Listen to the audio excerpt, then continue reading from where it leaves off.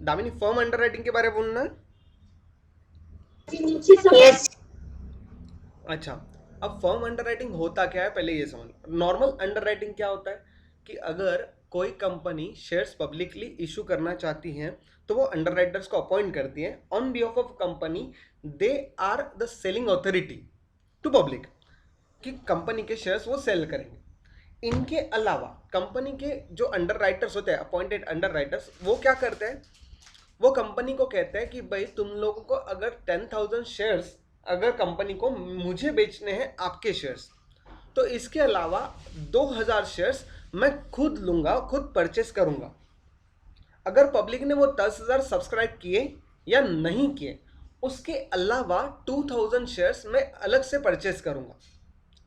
इसका मतलब है जो डेफिनेट कमिटमेंट होती है, पहली जो अंडरराइटिंग एग्रीमेंट की कमिटमेंट थी, अगर शेयर्स पब्लिक ने परचेस नहीं किए, सब्सक्राइब नहीं किए, तो अंडरराइटर को परचेस करने थे। That is agreements commitment, underwriting agreement commitment. और फर्म कमिटमेंट मतलब क्या, irrespective of the subscriptions received from the public, underwriter has to purchase the shares from the company। ठीक है, उसे हम लोग कहते हैं firm underwriting. Clear Damini? Anything else? Yes sir. Okay, the next one is investment accounting. Investment accounting के हम लोगों ने दो सम सॉल्व किए थे। दोनों सम में बेसिक कॉन्सेप्ट जो थी वो क्लियर हो गई सबकी?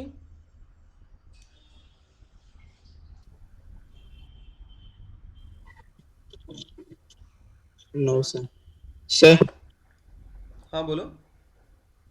सर वो लास्ट लेक्चर मैंने अटेंड नहीं किया था क्योंकि सर वो मैं ट्रैवलिंग में था ना, नेटिव प्लेस से बॉम्बे आ रहा था। तो मैंने एक यूट्यूब का तो लिंक आपका भी शेयर सर, किया, आपने चेक किया वो?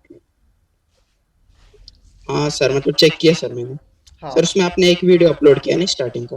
स्टार्टिंग का वीडियो बेसिक था ना, इसलिए नहीं। बाकी जो दूसरा वीडियो था ना, उस दूसरे वीडियो में कंप्लीटली, मतलब नॉर्मल जो परचेस और सेल के ट्रांजैक्शंस होते हैं विथ इंटरेस्ट, और वो भी कम इंटरेस्ट एंड एक्स इंटरेस्ट के ट्रांजैक्शन, वो दूसरे लेक्चर में, दूसरा जो सम था ना, उसमें क्लियर हो गए। मतलब फर्स्ट लेक्चर में ज्यादा जो सिखाया है वही दूसरे लेक्चर में भी है। Yes sir. ठीक है, okay. Yes sir. Khushi, just a second, liability of the underwriters. अच्छा, liability of the underwriters मतलब क्या होता है? नॉर्मली जो अंडर राइटिंग एग्रीमेंट होता है, उस अंडर राइटिंग एग्रीमेंट पे अगर हम लोग अंडर राइटर्स को, कंपनी कहती है कि हमारे बिहाफ पे 10,000 शेयर्स आप बेच के आओ पब्लिक को, ठीक है, सब्सक्राइब होने चाहिए 10,000, तो इस 10,000 शेयर्स की जो लाइबिलिटी है, ये अंडर राइटर की इंडिविजुअली ग्रॉस लाइबिलिटी कही जाती है। ग्रॉस लाइबिलिटी मतलब क्या, कि अंडर राइटर्स को 10,000 शेयर्स बेचने ही हैं। अगर पब्लिक ने सब्सक्राइब नहीं किए वो 10,000 शेयर्स, सपोज पब्लिक ने सब्सक्राइब किए फॉर एग्जांपल 7,000 शेयर्स, तो बाकी रिमेनिंग जो शेयर्स होंगे 3,000 शेयर्स, वो 3,000 शेयर्स अंडर राइटर की रिस्पॉन्सिबिलिटी होगी कि उसे वो परचेस करे।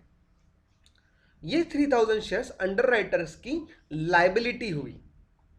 अब ग्रॉस लाइबिलिटी थे 10,000, 7,000 पब्लिक ने सब्सक्राइब कर लिए, तो रिमेनिंग अंडर राइटर्स को जितना परचेस करना बाकी था वो हुई liability for the underwriters. ये liability net liability and total liability ऐसे दो हिस्सों में बंटती है। नेट लाइबिलिटी मतलब होती है liability as per the agreement, and total liability का मतलब होता है कि net liability plus firm liability, जो हम लोगों ने अभी फर्म अंडर राइटिंग सीखी थी वो वाली। ठीक है, ये तीन तरह की लाइबिलिटी है, एक gross liability, net liability and total liability. Total liability includes net liability and firm under writing.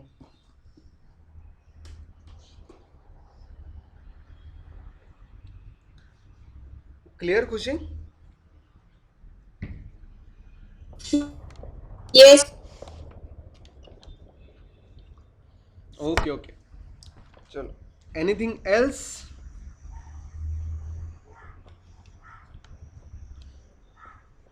मैंने अभी तक आप लोगों को जो पीडीएफ सेंड की थी उसमें प्रिपरेशन ऑफ फाइनेंशियल अकाउंट्स एक चैप्टर का था और दूसरा अंडर राइटिंग कमीशन से रिलेटेड था, right? Yes, sir. Okay,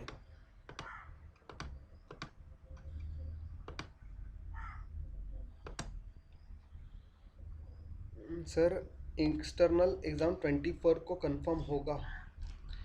Mihir, मतलब आप लोगों को शेड्यूल में 24 दिया है, 26 दिया है एफए का? 24 दिया है सर। तो 24 को ही होगा।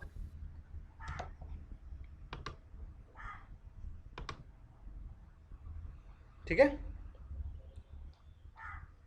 ओके। और क्या था? हाँ, असाइनमेंट्स अभी जितने बच्चे लेक्चर में हैं, नियर अबाउट कितने 17 स्टूडेंट्स लेक्चर में हैं।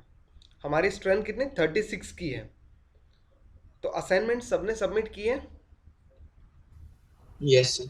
Yes sir. किसी यस ने? Sir.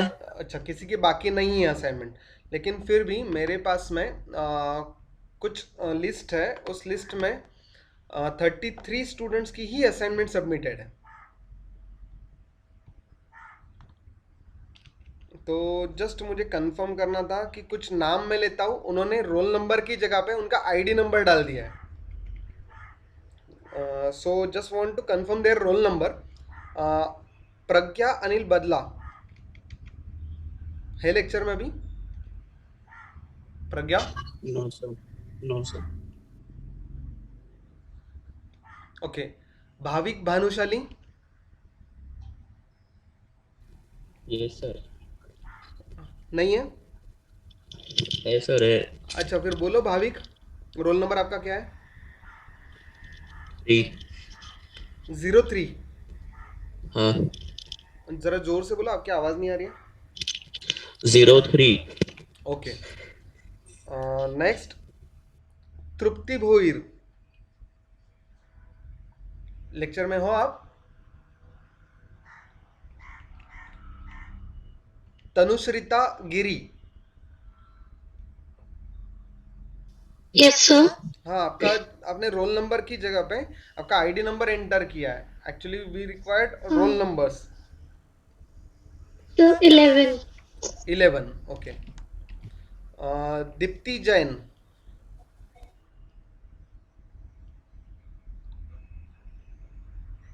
Deepti, okay. Darsh Mehta?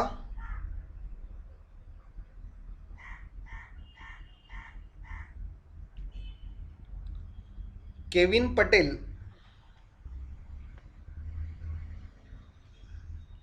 Sneha Pisal? Dhruvin Shah? Chandrakant, sorry, Siddhesh Shete Shete? Yes sir. हाँ, आपका रोल नंबर? 26। 20?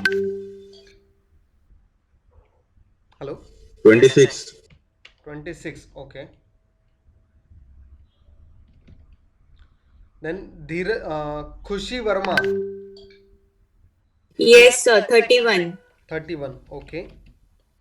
देन हार्दिक झाला?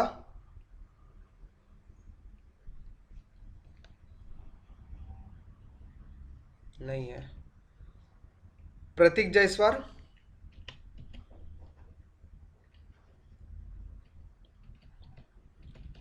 चलो,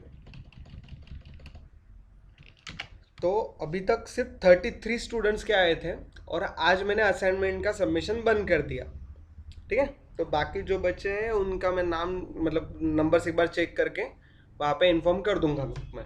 ओके, सो नेक्स्ट जो हम लोग आज सीखने वाले हैं वो next chapter foreign currency transaction से रिलेटेड है।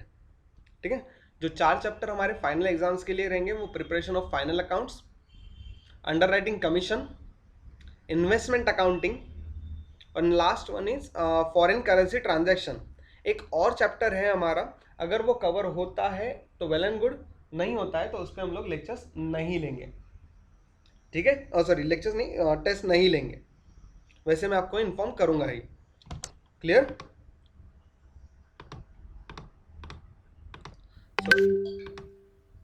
एवरीवन, कितने लोग हैं मीटिंग में? Sir. 7। हाँ बोलो। अपने एग्जाम के लिए मींस जो नोट्स पे ये ग्रुप पे वही रेफर करने का है क्या एग्जाम के लिए? वो रेफरेंस नोट से सिर्फ आपको एडिशनल कुछ रीड करना पड़ेगा शायद, ठीक है? मतलब जितना है उतना तो सफिशिएंट है, लेकिन पूरा पढ़ोगे तो उसमें कॉन्सेप्ट्स क्लियर होगी, और जो ऑब्जेक्टिव क्वेश्चंस आने वाले हैं उन ऑब्जेक्टिव क्वेश्चंस को आंसर करने के लिए आपकी कॉन्सेप्ट्स स्ट्रांग होनी चाहिए, ठीक है? जो हम लोगों ने लेक्चर्स में Yes, पहले sir. सभी चैप्टर्स के पहले 1-2 लेक्चर्स जो थे हमारे पहले भी अंडर राइटिंग के लिए भी वगैरह, तो उनसे रिलेटेड कॉन्सेप्ट्स की ट्रीटमेंट अगर आती है आपको, तो you are able to give the complete correct answer from the objective questions, ठीक है?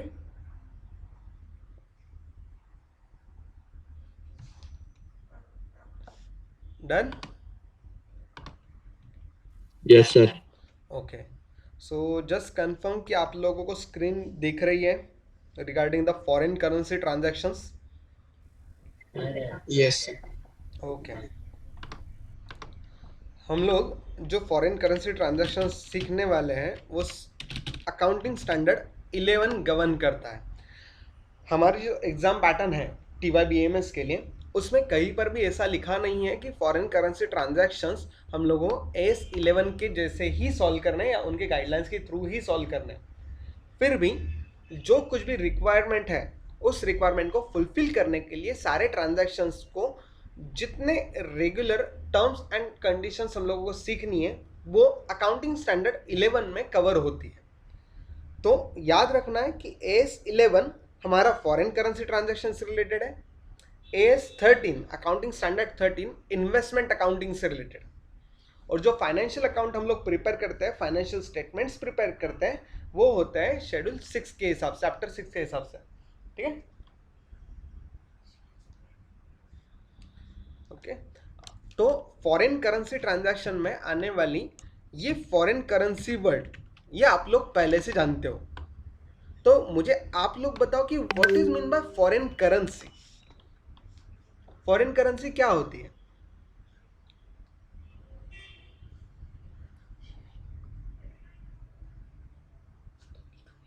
अब्रॉड इंडिया ट्रांजैक्शन होता है। अब्रॉड इंडिया जो कोई भी करेंसी होगी वो फॉरेन करेंसी होगी। चलो वेरी गुड, कोई दिक्कत नहीं, ये आंसर एकदम सही है।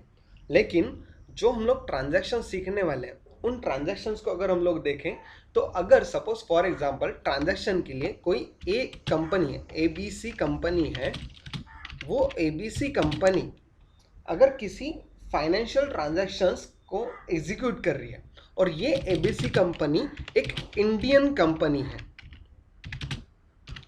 ABC कंपनी ये हमारी इंडियन कंपनी है, अगर ये इंडियन कंपनी कहीं बाहर से कुछ गुड्स इंपोर्ट करती है या फिर कुछ गुड्स एक्सपोर्ट करती है, इसके अलावा कोई फिक्स्ड असेट होगी कंपनी को जो day to day business conduct करना होगा ना, अगर वो मैन्युफैक्चरिंग बिजनेस में होगी और उसे कुछ असेट्स को, फिक्स असेट को परचेस करना होगा और वो कहीं अब्रॉड से परचेस कर रही है, तो परचेस ऑफ फिक्स्ड असेट अगर वो परचेस करती है तो, या फिर लोन से रिलेटेड कोई ट्रांजैक्शन होते हैं, तो लोन से रिलेटेड मतलब कौन से? एक loan given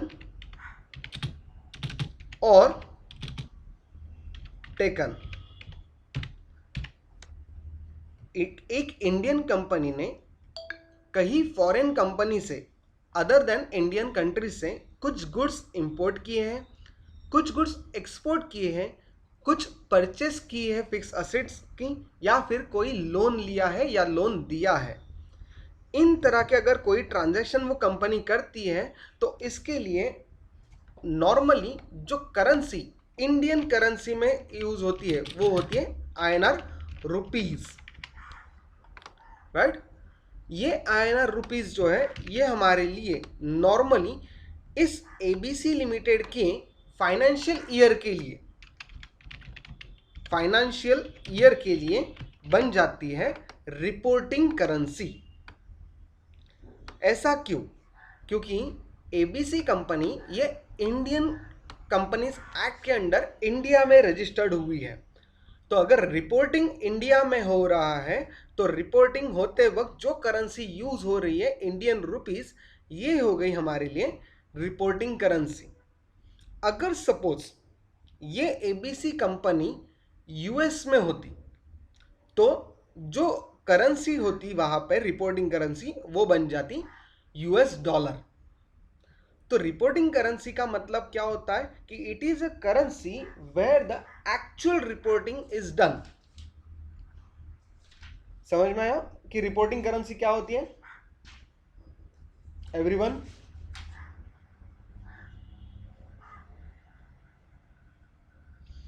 reporting currency is the currency where the actual financial reporting is done. जो फाइनेंशियल स्टेटमेंट्स हम लोगों ने सीखे हैं वो फाइनेंशियल स्टेटमेंट्स जिस करेंसी में रिपोर्ट होते हैं, जिस करेंसी में प्रेजेंट होता है, उसे हम लोग रिपोर्टिंग करेंसी कहते हैं। और फॉरेन करेंसी क्या होगी? तो foreign currency is the currency other than reporting currency.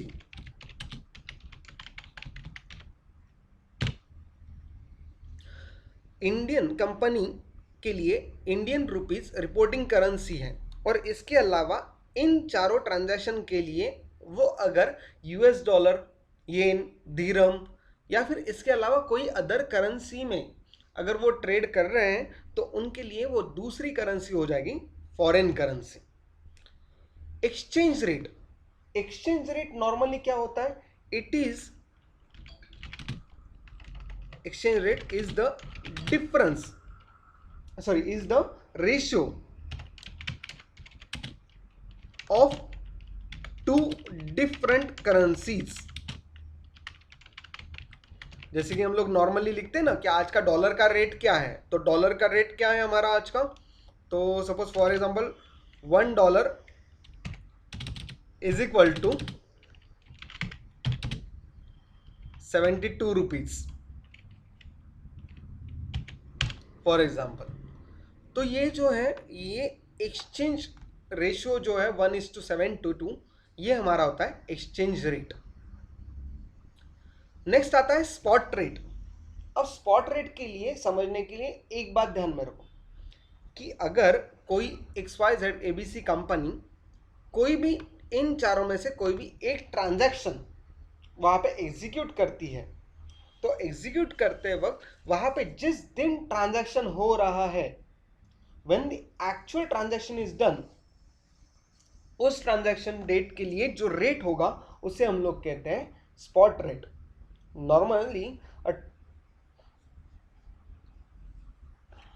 Normally the rate, sorry, spot rate is the rate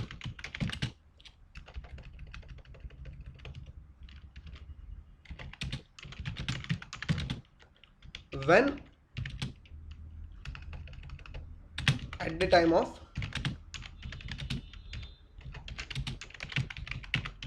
transactions। ठीक है, एक बार हम लोगों ने ट्रांजैक्शन किया, फॉर एग्जांपल एबीसी लिमिटेड ने XYZ कंपनी यूएस की उनसे 20,000 रुपीज के गुड्स इंपोर्ट किए हैं। तो जिस दिन इंपोर्ट किए थे उस दिन का जो एक्सचेंज रेट होगा उसे हम लोग कहेंगे स्पॉट रेट। जो ट्रांजैक्शन के टाइम पे होगा वो exchange rate is equal to spot rate. Then आता है एवरेज रेट। अब एवरेज रेट मतलब क्या?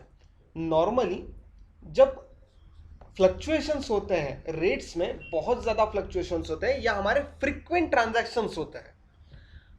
एग्जाम्पल के लिए अगर ABC कंपनी और XYZ कंपनी इन दोनों में कुछ ट्रांजैक्शंस होता है और ट्रांजैक्शन डेली बेसिस पे हो रहे हैं, सपोज डेट्स के हिसाब से अगर हम लोग देखें तो फर्स्ट डेट को ट्रांजैक्शन हुआ फर्स्ट, देन उसके बाद में third, then fourth, then fifth, तो हर बार अलग अलग दिन के अलग अलग स्पॉट रेट या अलग अलग एक्सचेंज रेट ट्रीट करने से अच्छा वहाँ पे रेट के लिए कैलकुलेशन के लिए सपोज 55 होगा, 20 होगा, देन 55 होगा, देन अगेन 40 होगा, तो इन सब का एक average rate for this period हम लोग वहाँ पे कंसीडर करते हैं as a average rate. Average क्या होगा? तो इन सब की total divide by 4, normal average जिस तरह से हम लोग करते हैं उसी तरह से। तो एवरेज रेट हो गया 42.5। ये 42.5 हमारे लिए वहां पे बन जाता है एवरेज रेट, और इस एवरेज रेट को हम लोग ट्रांजैक्शंस रिकॉर्ड करने के लिए ट्रीट करते हैं। तो average rate is nothing but actually the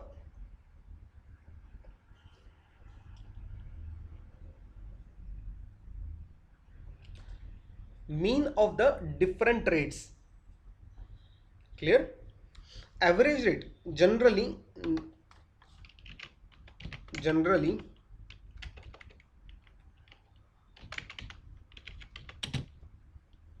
not used,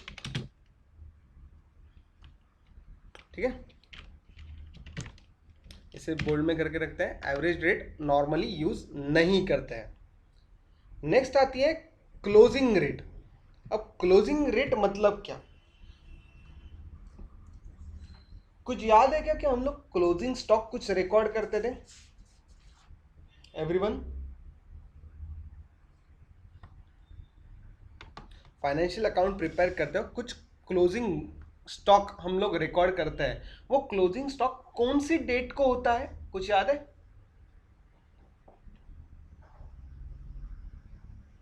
अरे है कि नहीं सब लोग? 31st March.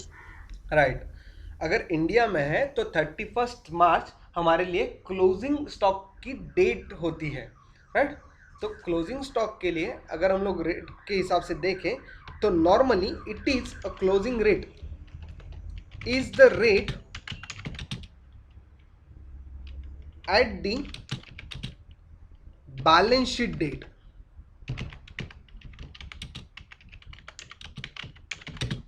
At the balance sheet date इसे हम लोग कहते हैं क्लोजिंग रेट। अब क्लोजिंग क्यों?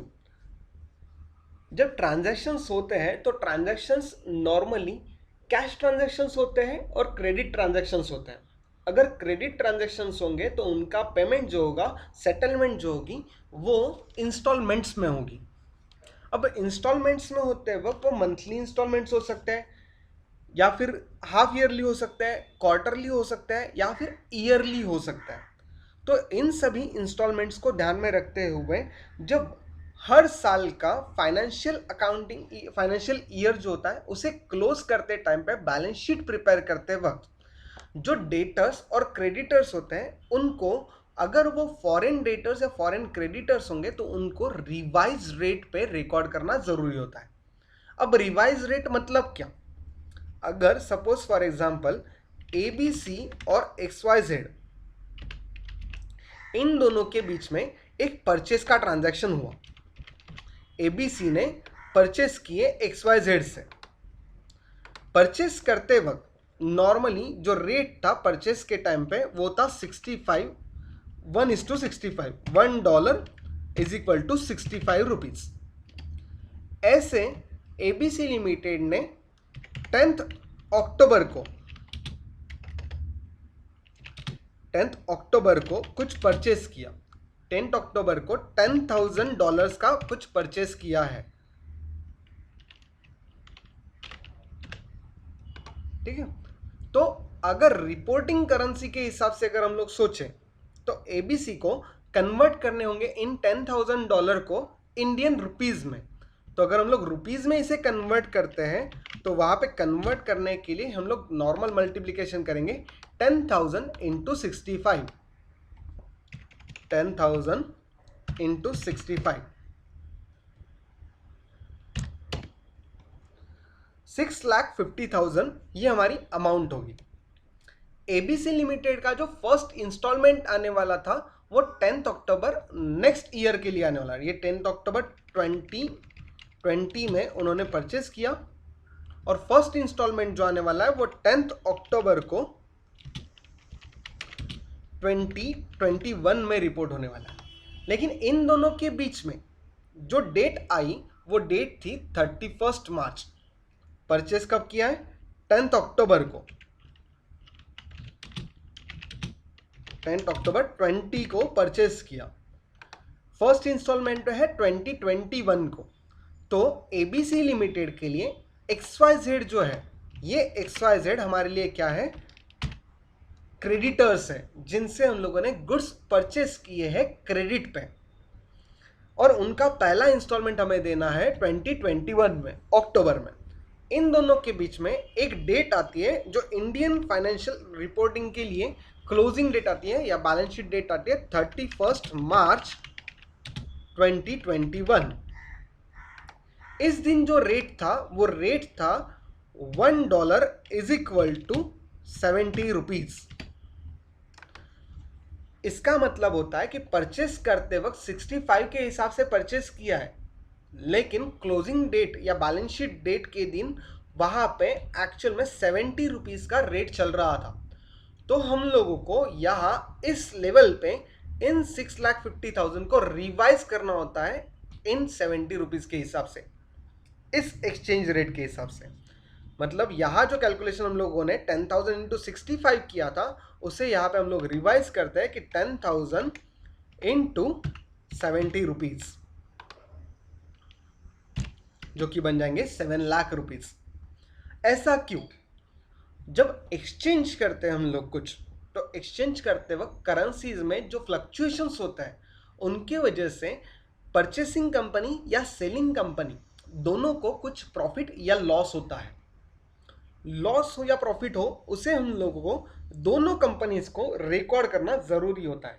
जनरली हम लोग जब फॉरेन करेंसी ट्रांजैक्शन सीख रहे हैं वो हमारे रिपोर्टिंग करेंसीज, मतलब नॉर्मली इंडियन करेंसीज में हम लोग उसे ट्रीट करने वाले या इंडियन कंपनीज के पॉइंट ऑफ व्यू से हमें उसे सीखना है। तो इन दोनों के बीच में जब ट्रांजैक्शन हुआ, ये 65 रुपीज जो था वो था हमारा स्पॉट रेट। बैलेंस शीट के दिन जो हो रहा है उसे हम लोग कहते हैं क्लोजिंग रेट, जो बैलेंस शीट के दिन है।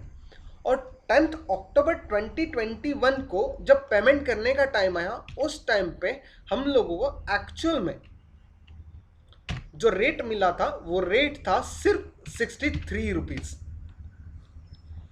तो इस हिसाब से 6,30,000 ये हमारा एक्चुअल पेमेंट होगा। ये स्पॉट प्राइस के हिसाब से कैलकुलेशन, ये बैलेंस शीट के लिए कैलकुलेशन, और लास्ट वाला एक्चुअल पेमेंट कैलकुलेशन है।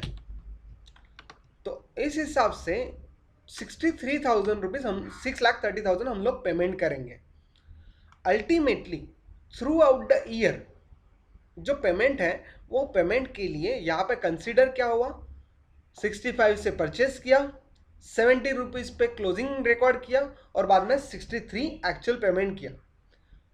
अगर बैलेंस शीट के टाइम पे अगर हम लोग देखें तो यहाँ पे 7 लाख जब बैलेंस शीट टाइम आया तो यहाँ पे 50,000 रुपीज का नुकसान था। क्या हुआ? 6,30,000 वाला पार्ट, ओके, 6,30,000 वाला पार्ट फिर से एक बार। परचेस किया 10 अक्टूबर को, 10 अक्टूबर को जो 65 का रेट था उसे हम लोग कहते हैं स्पॉट रेट। स्पॉट रेट के हिसाब से मल्टीप्लाई करके हम लोगों ने यहाँ पे कैलकुलेशन किया, तो स्पॉट रेट की प्राइस आई INR में, इंडियन रिपोर्टिंग करेंसीज में 6,50,000। देन बैलेंस शीट डेट पे क्लोजिंग जो था वो क्लोजिंग रेट था 70 रुपीज। इन क्रेडिटर्स को, जो $10,000 के क्रेडिटर्स जिनकी वैल्यू 6,50,000 INR में थी, उसे हम लोगों ने रिवाइज्ड किया।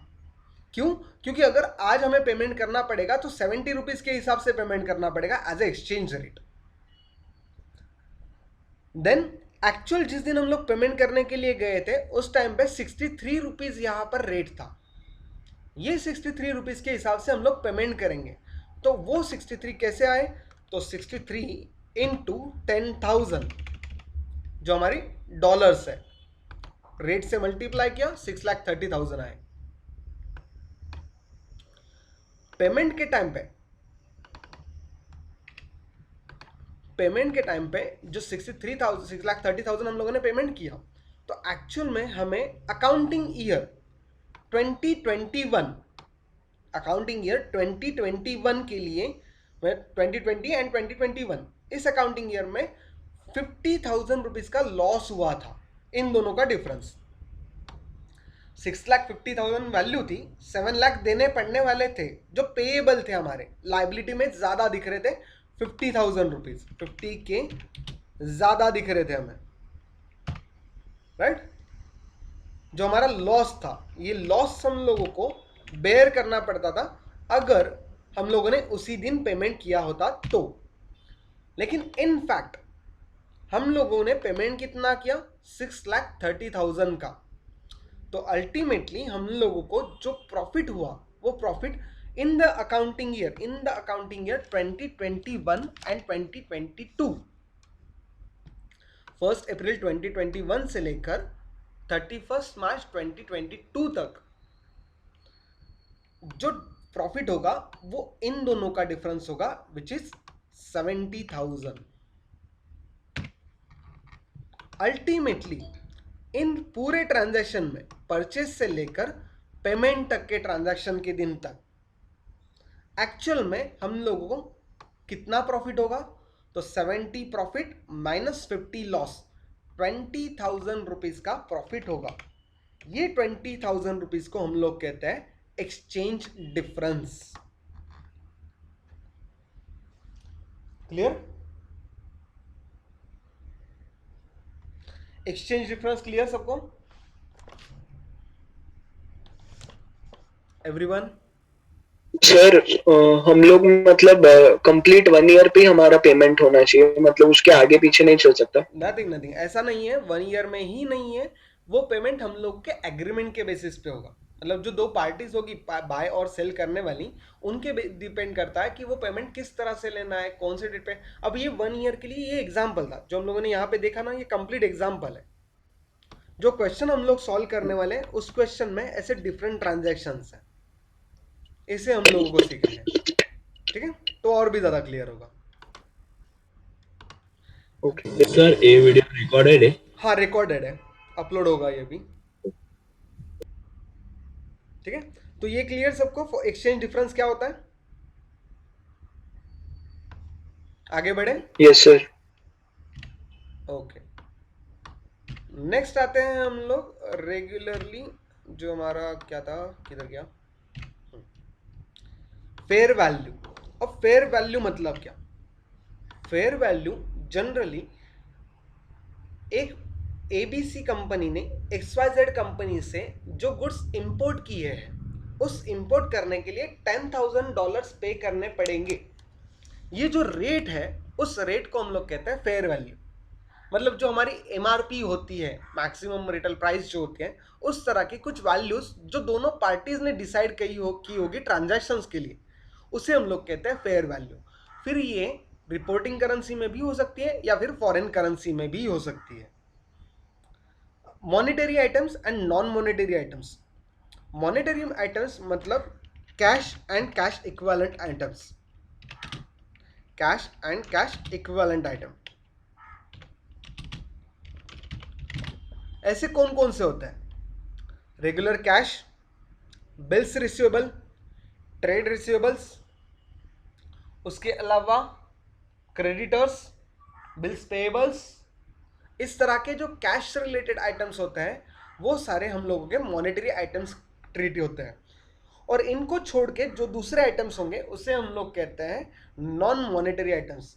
जैसे कि for example share capital, general reserve, then उसके अलावा और जो बाकी सारे रिजर्व फंड्स होते हैं वो, इन्वेस्टमेंट्स होंगी वो इन्वेस्टमेंट्स, कोई फिक्स्ड असेट होगी तो फिक्स्ड असेट। ये सारी हमारी नॉन मॉनेटरी आइटम्स हैं। यहां पर मैं एग्जांपल लिख के रखता हूं, share capital, then fixed asset, then investments. ये सारी हमारी नॉन मॉनेटरी आइटम्स हैं। तो ये बेसिक इन बेसिक्स में से ये जो टर्म्स हैं, आइटम्स हैं, reporting currency, foreign currency, exchange rate, spot rate, average rate, closing rate, exchange difference, fair value, monetary items, non monetary items, आप लोगों को सबको क्लियर? अगर क्लियर हो तो हम लोग क्वेश्चन सॉल्व करने के लिए आगे बढ़ेंगे।